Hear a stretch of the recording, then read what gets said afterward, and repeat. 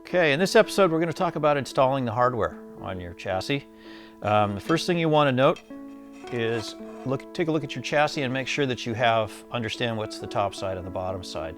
This is the top side, and you'll see that it's got a brushed finish on it, kind of a random light pattern hits that. That's the top. If you look at the bottom, it's got just kind of a matte finish. It might even have a little bit of some little marks and things and so on. We don't really do anything for the bottom because it's going to be hidden. So make sure you know where the top is when you install your parts. Generally speaking, in the manuals, the first thing that goes in is the IEC power entry unit. That's this little guy. And this has two basic parts. One is the socket where your plug plugs in, and the other part is this fuse holder. And the fuse holder pulls up and pivots towards the plug side and then lifts out. When you pull this out, you'll see that there's a clip area in it and also sort of a squarish tube in one end. That squarish tube you don't really need. That's just for stashing an extra fuse. Ideally, you'll never need an extra fuse. So we're going to take our fuse that comes with your kit and we'll clip it into this little clip area. And then that assembled unit goes back in the way it came out. You just pop it back into the IEC connector, and that's good to go into the chassis. On the bottom side of this guy, you've got three terminals. This terminal is labeled E for earth. That's your ground terminal that goes to the safety ground. The terminal in the middle is labeled N for neutral, which connects to the neutral wire in your on your power cord. And this terminal on the end opposite from the ground is the live terminal, and that connects to the live wire in your power cord. This ground terminal wants to be close to the hole that's next to the rectangular hole that the IEC pops into. So that's an easy way to remember which way to orient this power entry when you put it in. So that basically drops into the rectangular hole, and with some force will pop in place. There you go. It's in there, and you can see your terminals on the bottom. You can see that your ground terminal is close to this hole. So typically the second thing that you'll have to install in the chassis in these kits is the power switch. Most of the kits come with a rectangular plastic power switch that will either have a 0 and a 1 on it, like you see on this one, or where the 0 is on this one, it may be blank, and where the 1 is, there may be a white dot. It just kind of depends on what we get from our suppliers, which one you're going to end up with. They both function exactly the same. So this switch, we pretty much install these so that the one side, or the on side of the switch, installs to the outside edge of the chassis, wherever it's installed around the chassis panel. Here we have a crack chassis panel, and so if we install this to the outside edge, our switch is going to go in this way that you can see. The 1 is to the outside edge, the 0 is to the inside edge. And it snaps in just like that IEC unit. Real simple, just like that. You can see that in this installation, there's two terminals on the bottom, and they are towards the inboard side of the switch, and there's nothing on the outside. The Stereo More 2 and mainline kits use a different power switch. They use a small toggle switch, mini toggle switch with 6 terminals on it. And this installs somewhat differently than the other one. It doesn't just snap in, it actually has a nut that holds it in place. If you look at the top of the switch, you'll see a stack of hardware. There's a nut and 2 washers. You'll see a larger washer that has a little nib on it, and then a slightly smaller lock washer. We don't need that larger washer for what we're doing. So this switch we'll install from the underside, remembering that this side with the sort of mottled brush pattern on the top is the top. We're going to take the switch, put it in underneath, put it up through the hole, and then we will drop that lock washer on and the little nut.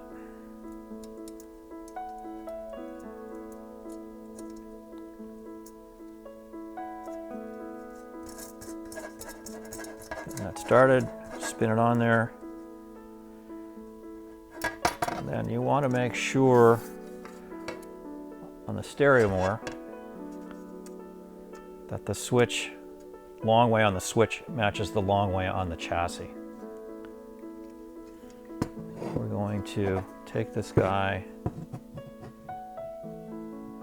take our pliers,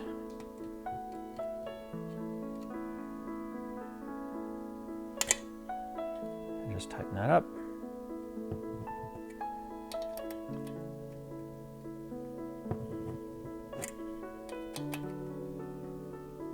Check to make sure that it's staying straight while you're doing that. Get it nice and snug. And there you go. You're all set. The next step in most kits is to install the safety ground. The safety ground is composed of a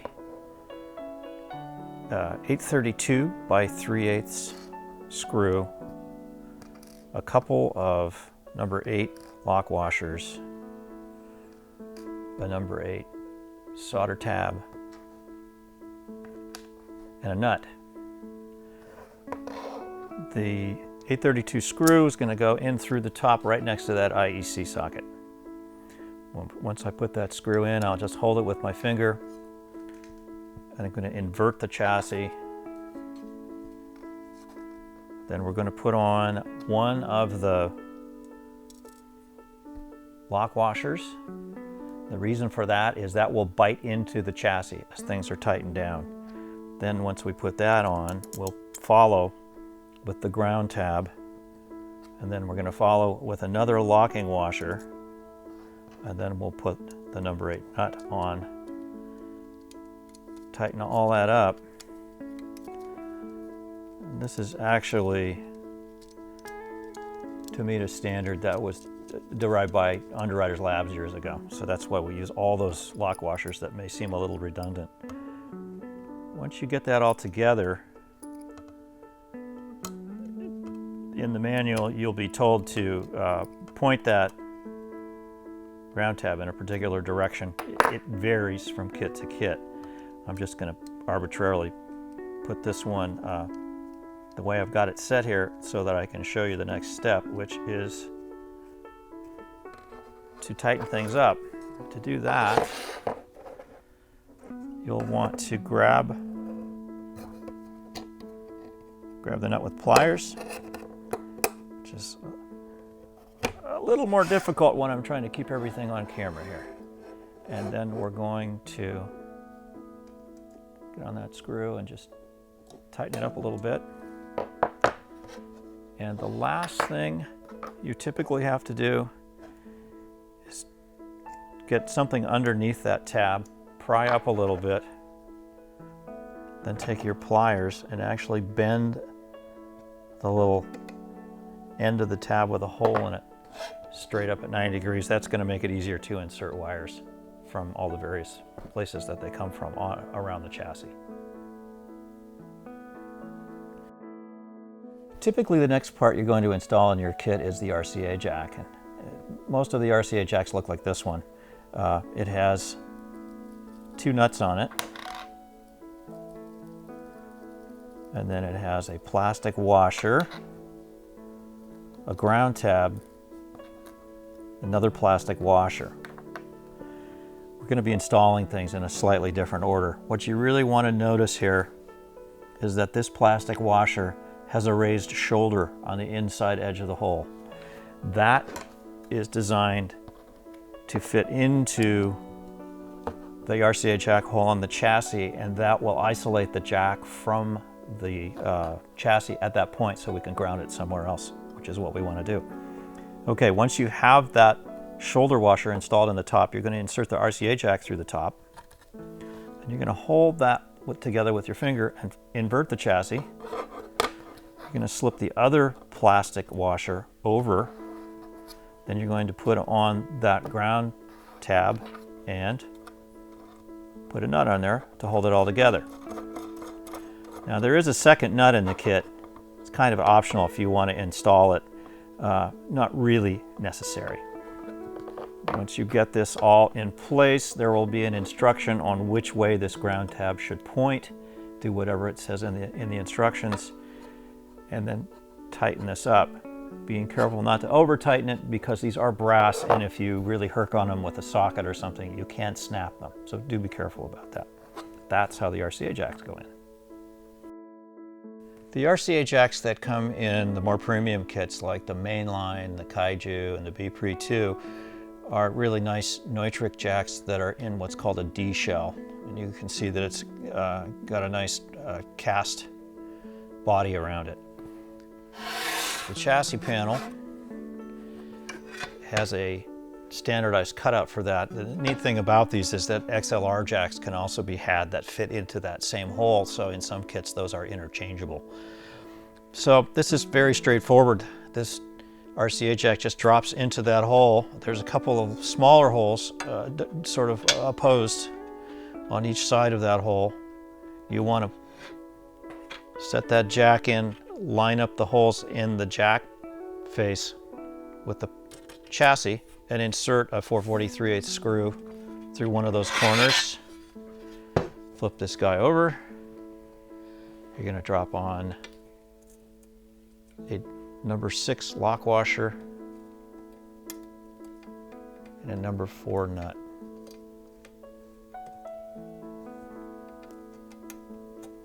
Spin that guy on, and we'll go flip back over, put a 4/43/8 screw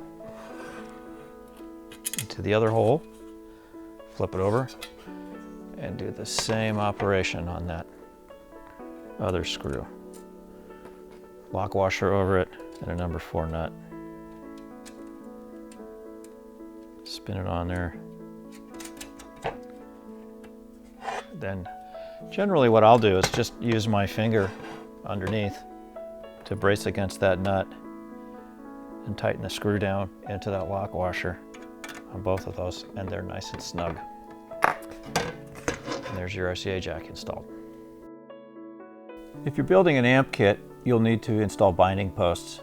This is typical of the binding posts we send. They do vary a little bit from time to time depending on our suppliers, but this is generally how they come.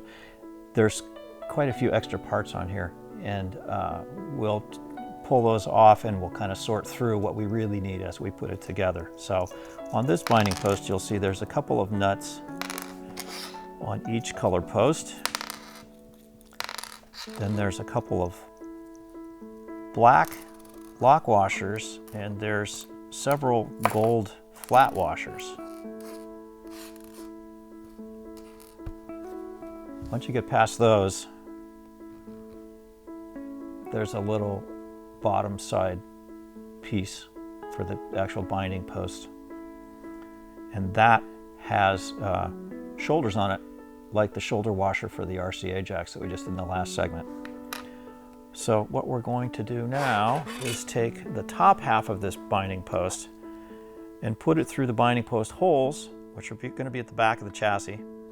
Generally speaking, you want the red one to be on the right as you look at the front. I'm looking at the front of the chassis here.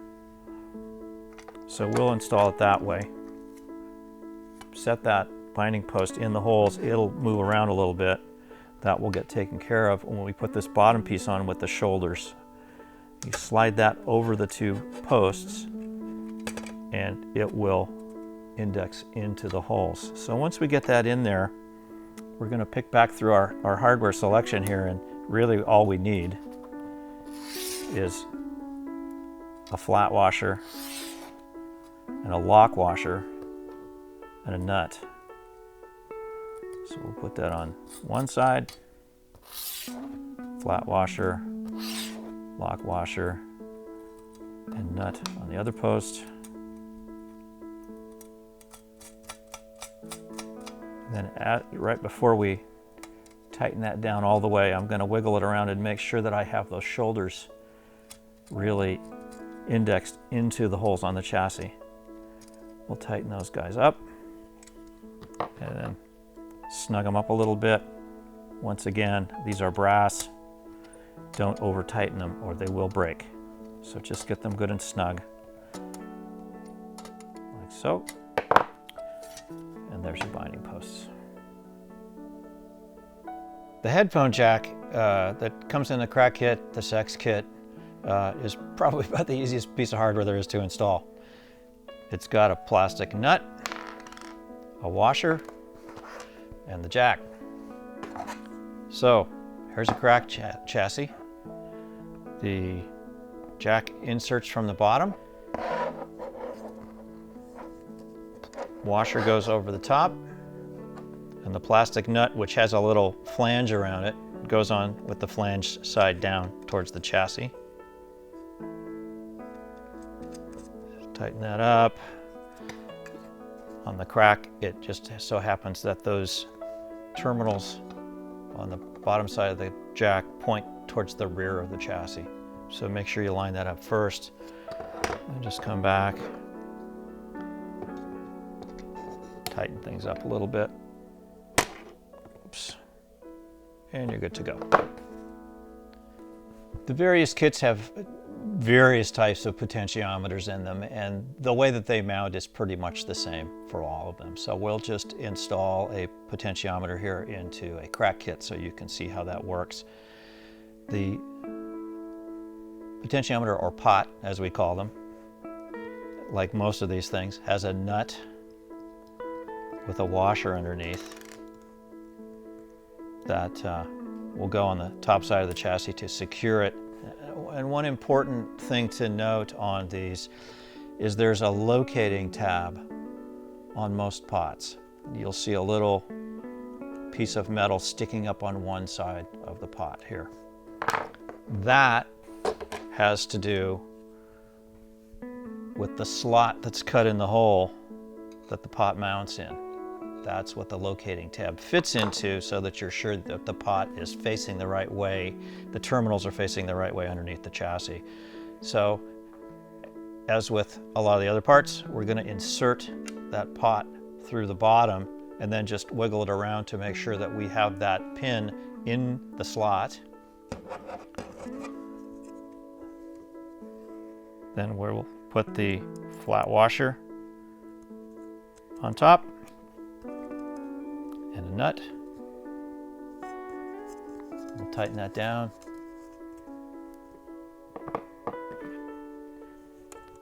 And snug it up with some pliers.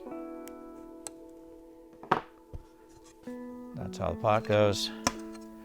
And that's how it looks on the bottom side when you're done. Kits with multiple inputs come with a rotary selector switch. That's a 3-position 4-pole switch. The one we have here, you can see, is mounted with a nut and a flat washer that's secured from the top. I'm sorry, that's a lock washer. And one really important thing to note on these switches is there's a little locating tab. That locating tab corresponds with the slot that's cut in the chassis mounting hole for the switch, so that when you insert the switch from the underside of the chassis, wiggle it around, you'll find that that locating pin fits right into that slot, holds the switch in place. Once you've got that done, you can put the lock washer and the nut over the top and thread the nut on.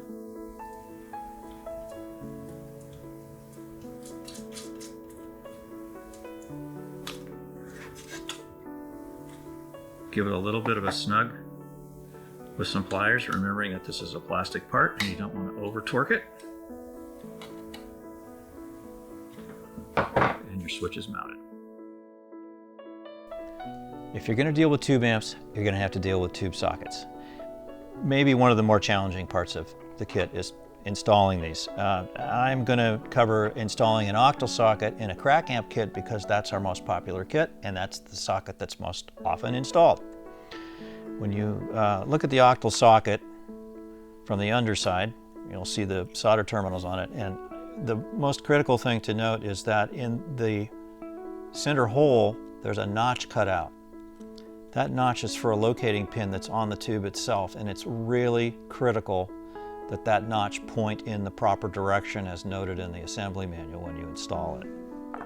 So bear that in mind as we go through this process.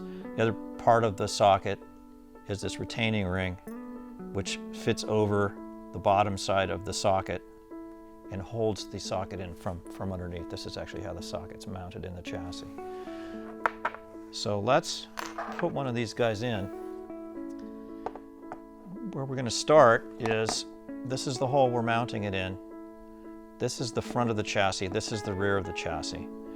These two holes are the screw mounting holes. So we're going to drop the screws in that go in. It happens on this kit that the front screw is a 440 by 3/8. The rear screw is a 440 by 1/4. And to make things a little easier, I'm going to hold those screws down with pieces of painter's tape so that I can flip the chassis over without them falling out.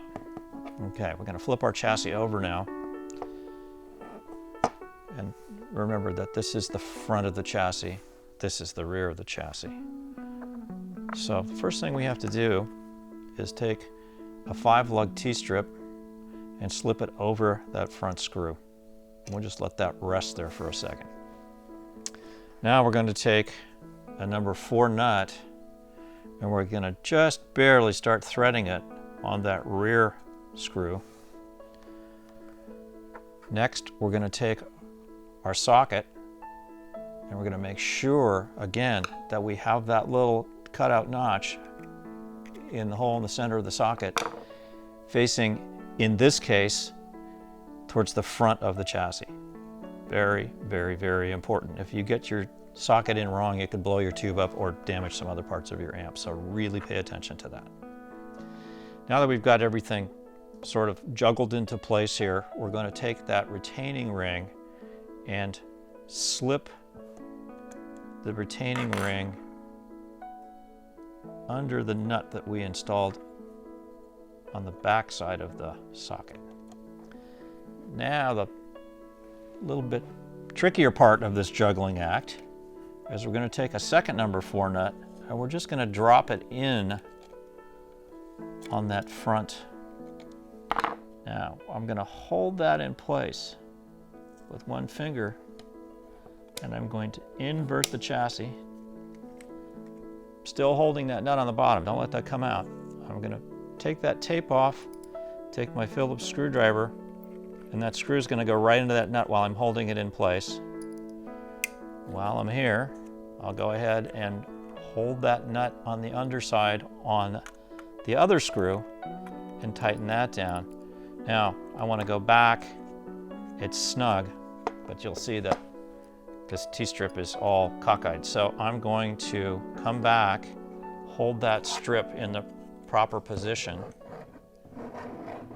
and then I'm going to tighten that screw up all the way, and we have an installed Octal socket with a terminal strip in front of it. The most common socket we use in our kits is a 9-pin socket. On a 9-pin socket, you'll notice that there's a ring of 9 holes on the top and then a gap. That's really important to pay attention to.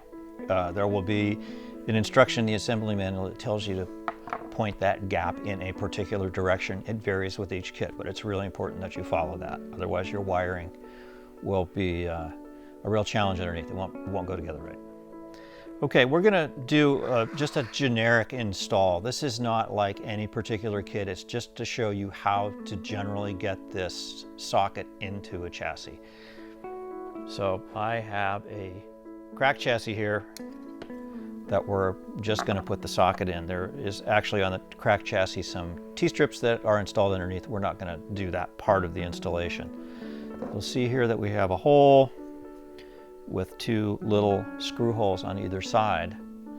And in this particular case, this socket drops in through the top of the chassis, and the retaining ring goes over the top of that. Now what we'll do is take a couple of screws. We'll put those screws through the holes in the retaining ring.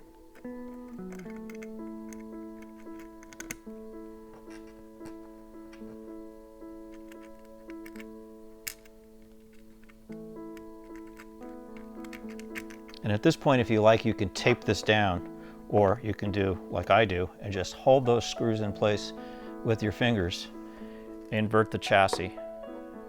And generally speaking, what we do next is put on either a terminal strip or a lock washer like I'm putting on now, and then thread a number 4 nut onto that number 4 screw. Looks like I need one more nut. I'll reach down into the nut bin here and grab it. That second nut on.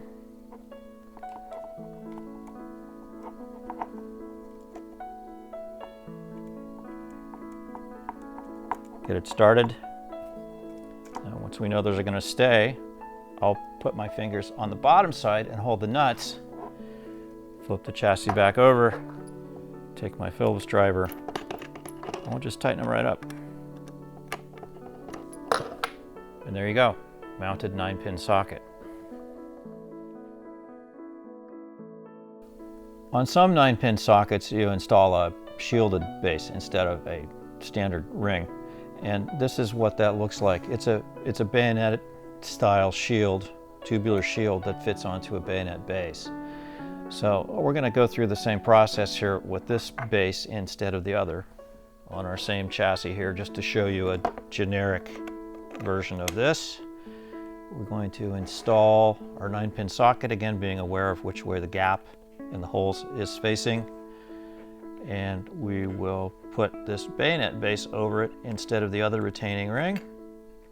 This is a little more tricky to work with to get the screws in, so I'm actually going to take a pair of needle nose pliers and maneuver the screws into the holes with that. As you can see, it's challenging even that way.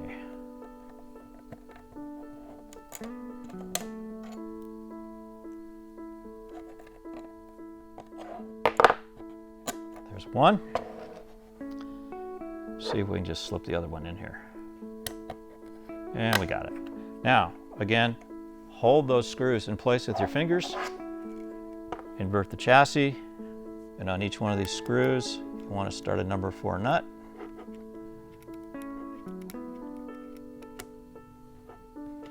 Just have to get it on there a turn or two so that the screw won't fall out when you let go.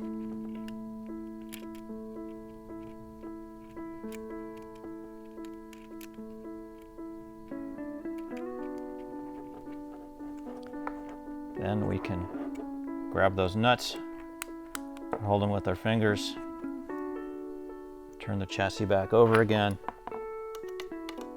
and tighten the screws. Look at that, I lost one. I'll just have to start over, pop it back in, and tighten that screw down. And there you go.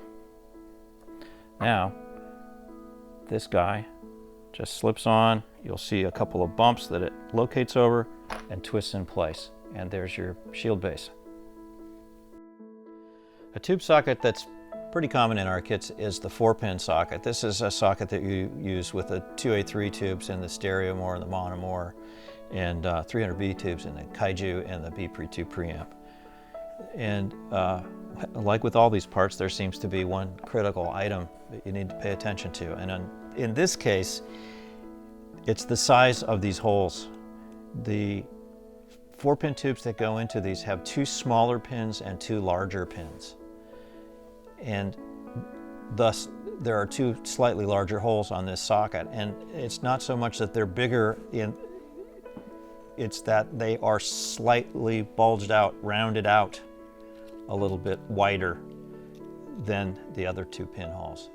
Very, very critical to get these right. Those 2 large pinholes are for the filament of the tube, and if you wire the socket wrong or put the tube in wrong, which is unfortunately possible, you need to be really careful, you can blow the tube up, and they're not cheap tubes to replace. So be really careful about positioning these holes in the right place when you install the socket. I'm going to pop one into a Kaiju chassis here, just to give you a rough idea how it goes. I'm not going to do the full install with terminal strips and everything. We're just going to put it in to show you how it goes into the chassis. So here's our Kaiju chassis. This is the front edge of the chassis. This is the back up here. And on a Kaiju, those larger holes go to the rear of the chassis, as I'm showing you right here. So I'm going to put that in from the underside with the large holes to the rear. Then we'll just drop some number 6 screws through the top. Do the old trick of holding them in place with my tips of my fingers as I invert the chassis. We'll put some number 6 lock washers over the screws on the bottom side and get some nuts on there. Just get them started.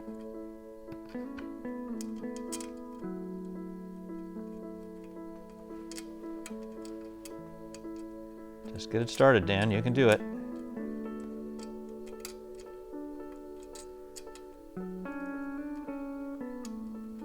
There we go. Nope. One more try.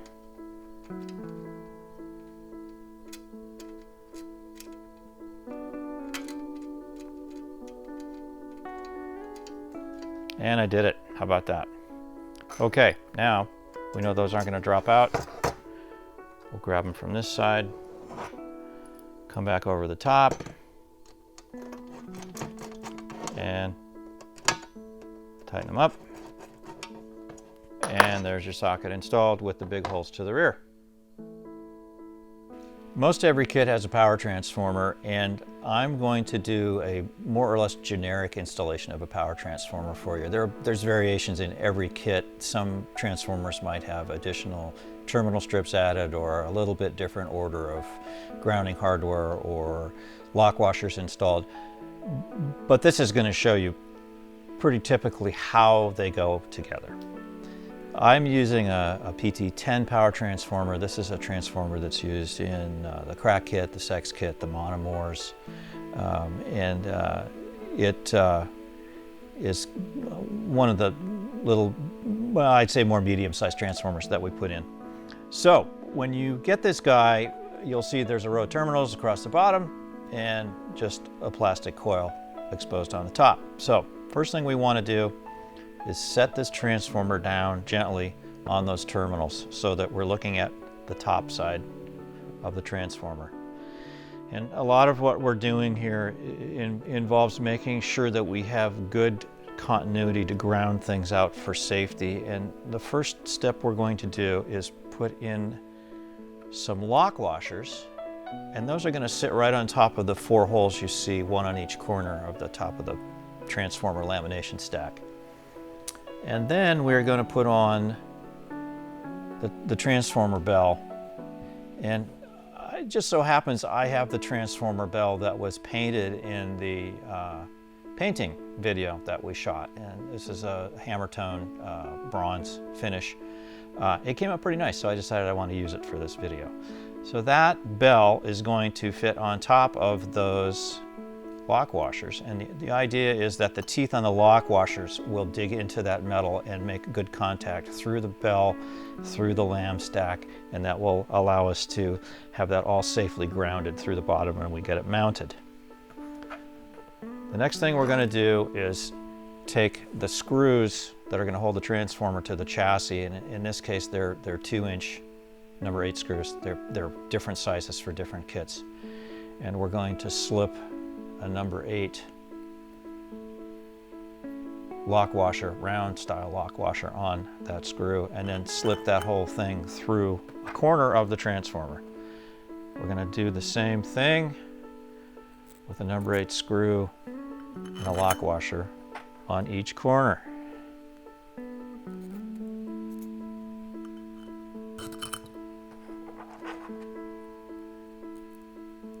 And now we have to figure out a way to work with this from the underside. So we're going to call back on our old friend blue tape, painter's tape, and we are going to tape over each of those screws we just installed temporarily so that we can invert the transformer and the screws won't fall out.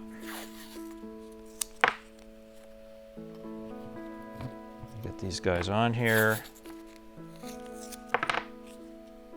And now we can turn the transformer over and it'll all stay together. Okay, the transformer on the underside now, and the next step we're going to do is put in these nylon shoulder washers. And you can see that this is a little nylon washer with kind of a long tube on the end. And that tube shoulder end goes on first. It goes over the screw, and you want the tube to go into that transformer lamination stack. You don't want it resting on top. It actually goes clear down inside so that the wider round part of that shoulder washer is sitting right firm against the lam stack. So that's our next step.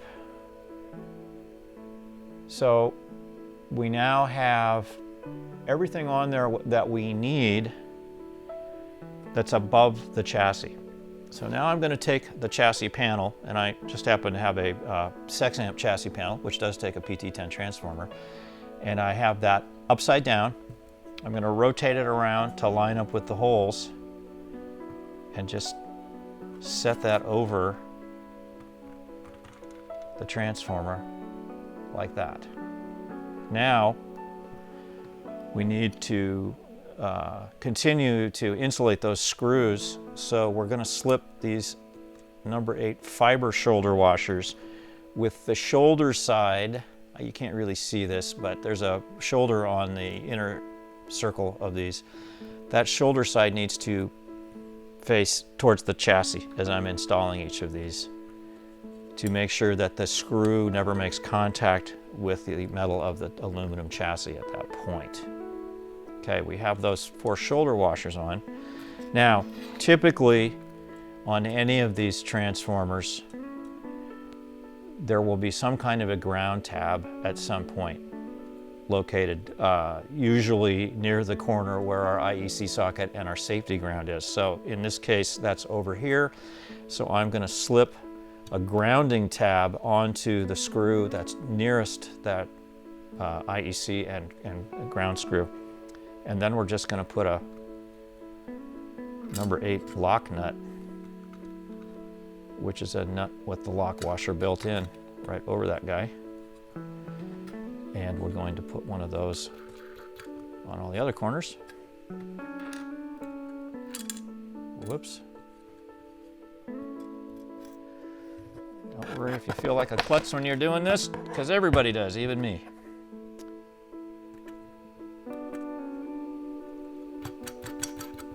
Spin those guys on there.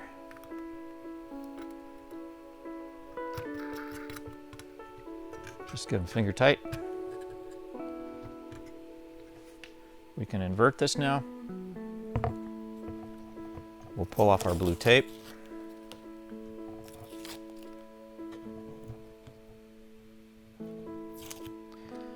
We can take our Phillips driver and tighten these, and you want these snug, really snug.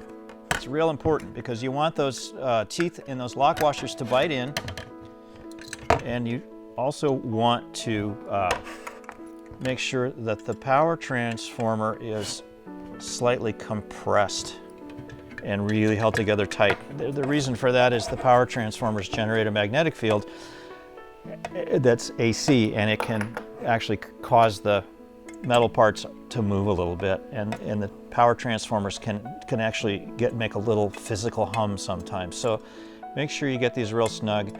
You can go back over them with pliers. Holding the nuts is usually the best way.